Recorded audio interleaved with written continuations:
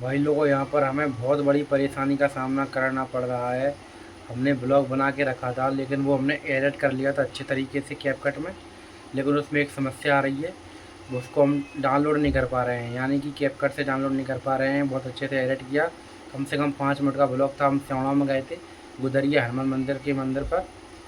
तो हमने वहाँ पर वीडियो बनाया, अच्छे से ब्लॉग बनाया, उसको एडिट किया। हम उसको एक्सपोर्ट करने के लिए हुए तो उस कैपकट में एक्सपोर्ट नहीं हो रहा है। तो ये बहुत बड़ा लोचा हो चुका है।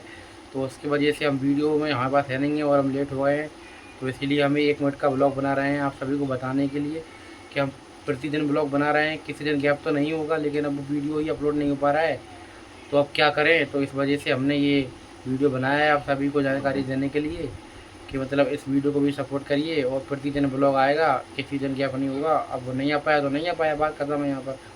आप लोग 1 मिनट तक ये ब्लॉग देख लीजिए, लाइक कमेंट कर दीजिए। धन्यवाद। जय श्री राम।